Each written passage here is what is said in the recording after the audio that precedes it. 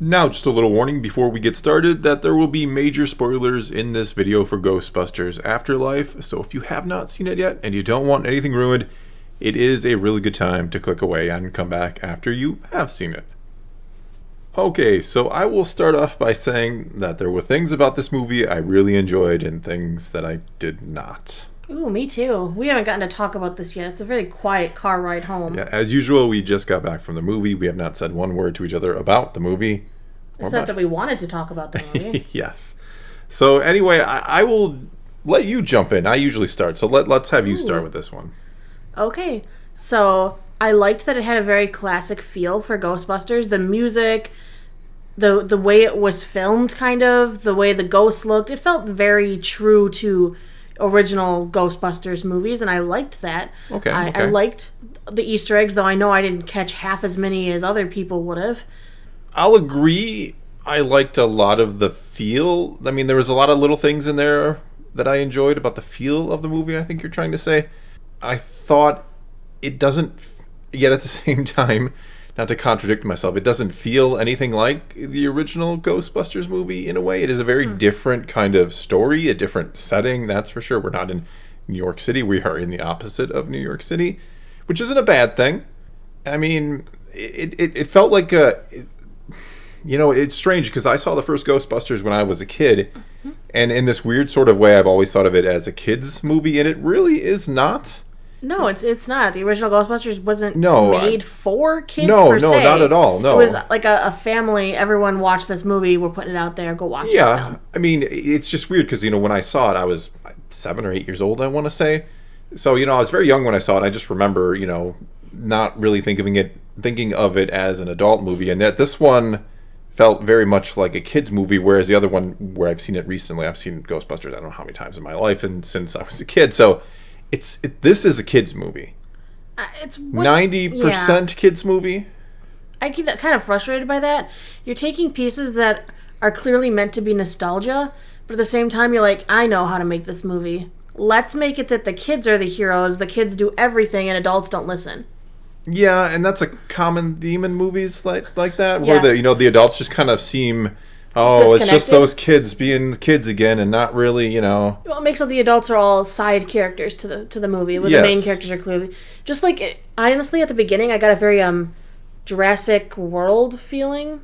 Jurassic World. The new Jurassic Park movies. Yeah. Remember in the first one, you had the young kid, I'm the expert on the dinosaurs. I know everything about dinosaurs, and I'm a genius about dinosaurs. And then the older brother who was like, I'm just doing teenage stuff. I don't really care about my younger sibling. Yes. And then the adult who was supposed to watch it, in this case their aunt, who's like, I'm too busy for my children, and I have my own personal issues to work through. Same 3 typecasts. Yeah, very similar to that. Now that I think about it and remember that movie. Yeah, and then you have that one goofy person who's like, I totally get along with the dinosaur kid. Yeah, because I like dinosaurs too. And then you have I like science, so I totally think your science kid is amazing. Yes. My goodness. Ghostbusters, Jurassic World. I wish you wouldn't have done that. I'm so sorry. Did I just ruin 2 movies for you, or just I don't one? know. I don't know which one I like more. Or I mean, like I said, I like this movie. It is very much, like I said, it is a kid's movie first and foremost. It even has a relationship story that they get together at the end. Where the parents, you mean, or the parent gets with another, yeah, and the aunt that's got another, together that's another trope of these type of movies. Yeah, and which is, like I said, which is strange because the original Ghostbusters movie is not a kids movie. It has some of the greatest. It's one of the greatest comedies of all time, I would say. Where this is not really a comedy. There were definitely some laugh out loud moments. I would definitely say that there was some. Sure, but you can tell. I mean, yes, it's intended to have a few humorous moments, but it's not really like that first one is just like, we're going to take these 4 guys and we're going to put them on screen and they're going to play off each other and it's just going to work. Well, even though they had Bill Murray. Well, yeah, I mean, but I'm just saying you had this perfect foursome of guys, which sounded weird. You had this perfect 4 guys who just. They just worked magic off each other. Right, and they were funny weird. Without trying to be too funny, without being, I don't know. Sometimes you just have that group that gets together and it's screen it just works. Magic and it works. Yeah. The charisma is there. The on-screen chemistry is there. Yeah. And There's it something, worked, yeah. the premise of the original Ghostbusters could have been something completely different, and it was the four characters, the four actors that make that movie memorable. I'm not saying that the ghosts and this, the Stay Puft Marshmallow Man and some of the other things in there aren't like memorable in themselves, but what made that original movie great was those four actors. Right. I did think there was a lot of humor to this movie, but it wasn't the same. I mean, the kid kept telling dad jokes. Yeah, some of them were funny. I laughed at them. Yeah. Though that wasn't bad. I mean, I thought all the actors, all the younger actors were fine in this. I don't have any complaints. They did a great job. Yeah, Phoebe or what? Yeah, was that her name? Phoebe and older brother, whose name I forgot. Yeah, I thought all the kids were fine. Podcast, yeah. Mm-hmm. Yeah, the four main, younger actors I thought were all fine. I thought they did a great job. Yeah. I have no complaints about that. I just find trouble with when they just trope people. I mean, how come Phoebe's so great at science? Everything? She was pretty much knew everything. Yes, human encyclopedia she was. She was, the kid was great as the actor. I don't know the actor's name. No. But at the same time I was like, okay, you've got a kid who the mom, only parent in the picture, hates science with a passion. Of course. Because of her father. It skipped a generation, apparently. She hates science, wants nothing to do with science, but I let my daughter... My daughter is somehow a genius at science, even though I'm not sure the mom seemed like she would have supported her daughter going down that path, seeing as how much she hated her father. Yes. I mean, 90% of the mom's lines were just how much she hated her father. Now that I think about it, yeah. That was her entire personality, is I hate my father. And then at the very end, look, he had pictures and he stalked me. Oh, Dad. That was a little strange, wasn't it? I mean, what's wrong with the telephone? It's always strange to think, it's not the first time you've seen that in a movie where at the end the kid finds out, oh, they kept an eye on me their whole lives and had pictures and they had, news clippings and... But why couldn't he call her? Why didn't he stay in touch? I know he was doing dangerous things and thought he was protecting, but why didn't he call her? Why didn't he tell her that? Okay, I mean, come on. And speaking of that, how do you... Okay, so we'll move into major spoiler territory now, even though it's somehow Gozer has returned. No, not even. No. Not even. We won't go down that quite yet. How did you feel about Egon being in this movie, considering Harold Ramis is deceased, of course? I kind of enjoyed that they honored him this way. It's so strange, It is a little strange. It's strange because this actor is, he's not with us anymore. So it's kind of I don't want to say it's eerie, and I don't want to say it was a bad idea or that I didn't like it, but there is that. It is quirky. Off feeling to it. That they decided to take the actor who's passed away and put him as a ghost in a movie. Yes, maybe that's what it was. The fact, because we've had other, we've had like Tarkin in Rogue One and Leia in Rogue One. Actors who are no longer with us, unfortunately. But this time, when he's literally a ghost, maybe that's what felt strange about it. Right, because we had Leia in episode. Oh, episode 9 too. Yeah, 9. She was. Yeah, she was a very strong character throughout that. She was in there. Sometimes forget about episode 9. But I think it was just because he was a ghost. But at the same time, I was really happy that they honored him in this way. It's not that I had a problem with it. I'm just wondering how, if you just got that kind of strange vibe. It's like, wow, they're putting him in the movie as a ghost. Mm-hmm. I wish they would have portrayed the other 3 Ghostbusters a little stronger. I mean, we had the call to Ray, and then got Wilson and Venkman together. I wish we would have seen a little bit more of that, I guess. I mean, it was cool to see them all, here we are, but I would have liked to see hear a little more about their history, what happened and all that, because it is carrying on with the Ghostbusters legacy. Yeah, other than, Egon, really the other 3 are just kind of, there is, the phone call to Ray, but the other 3 are not really a part of the movie until they just show up at the end, which... I kind of understand. I kind of think they could have done something a little different, where you're literally passing on the torch to a much younger generation. Apparently, I got confused because Ray told us, Egon took all the stuff. He took everything, except for the stuff that we have. Apparently, they still had all their proton packs in working condition. Yeah. Yeah. Minor plot hole there. Whatever. There were some bad editing in this movie too. Bad editing. Okay, so the scene in particular that drove me nuts, it was really close to the beginning when Phoebe and Podcast, when he walked her home or whatever for the first time, and she went, her glasses were down on her nose. She pushed them up. They jump cut to behind her, and the glasses were up. Then they jumped back in front of her, and they were back on the tip of her nose again. Then they did another jump behind her where they're back up. Then they jumped back into the camera in front of her, and they're back down on her tip of her nose again. Well, I thankfully didn't notice that, but There were some cuts like that drove me nuts. Like when they got into the Ecto 1, and they're driving, they turned the siren on. Then the next scene you see, the siren is off. Then the very next clip, a different camera angle, the siren is on again. Curious. And I'm like, what are you doing?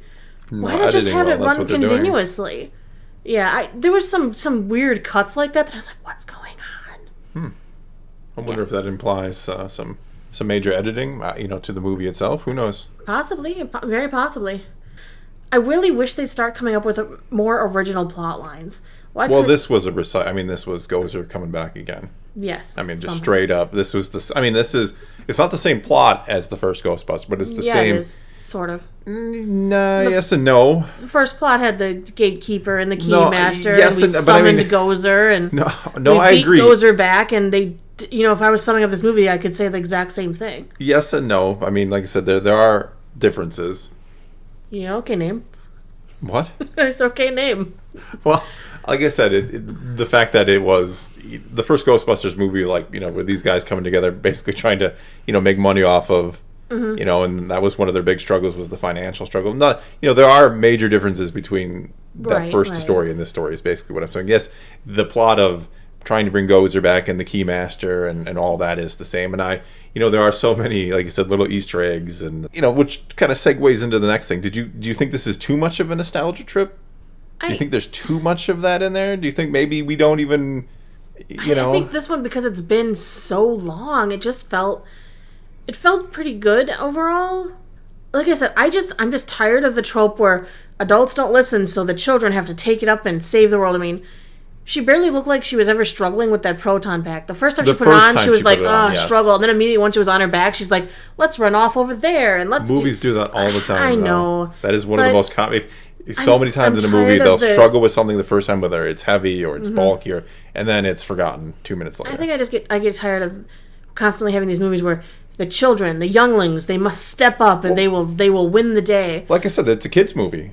I mean, that is the hallmark of a kids movie. Is like I said, the parents are either oblivious or they just don't believe, or they don't listen. They don't listen, whatever it is, and then the kids, like you said, they take over and they win the day. They somehow win the day, and then in the end, the kids are like, or the parents are like, oh, we should have listened to you all along. Oh my goodness, you did so great. I mean, even in the car when she's they kind of change her back from dog form, and they explain the situation. She's like, I'm in. I'll help however I can. It's like, oh, okay.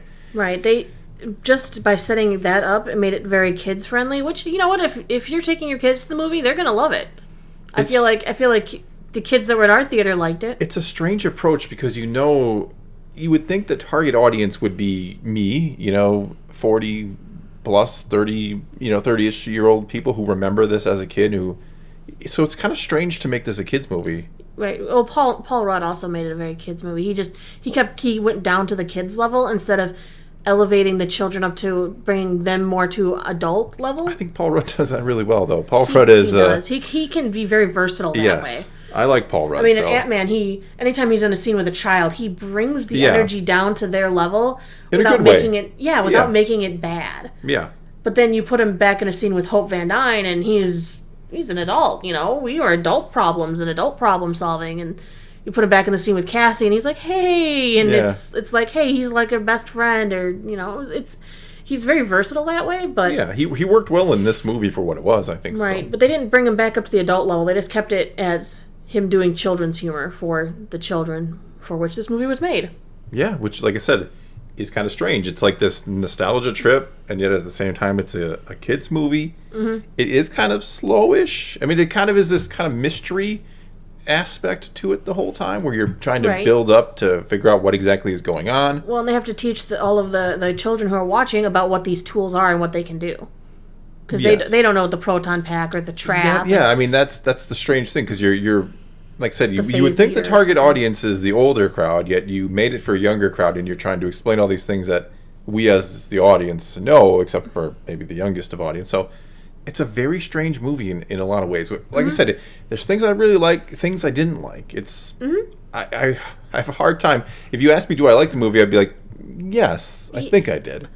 Right. I went into the movie, I had a good time watching it, but if I sit and think on it, pretty much at all, my brain starts going, well, did I like that? I don't know. I mean, I would say the problem, not the problem, but, like the original Ghostbusters movie, if you said, hey, you want to watch that? I'd be like, yeah, put it in. Let's watch it again. I've seen it 15 to 20 times probably in my life, just randomly, And yet this one, if you were like, hey, you want to go see this again? I'd be like, yeah, I'm good. I think I saw it once and I don't ever really need to see this again.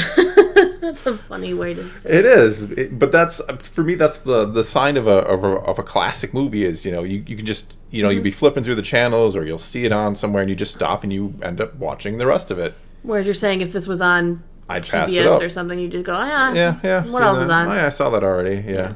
Yeah.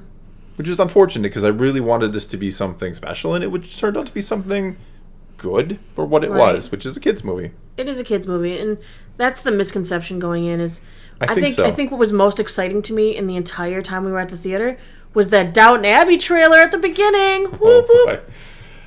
Though at the same time, I went, why did they play a Downton Abbey trailer for a kids movie? Yeah. I don't know. Maybe the next Downton Abbey movie will be for kids too. No. How'd you The younger dare? generation, yes. We gotta get tickets to that Downton Abbey movie. As soon as I see them up, we're going. I do know we're going. And I think talking about Downton Abbey is a sign that we're done talking about Ghostbusters. Which is sad because when I heard about they're making this, I wanted to love this movie, and I ended up just thinking it's a good kids movie.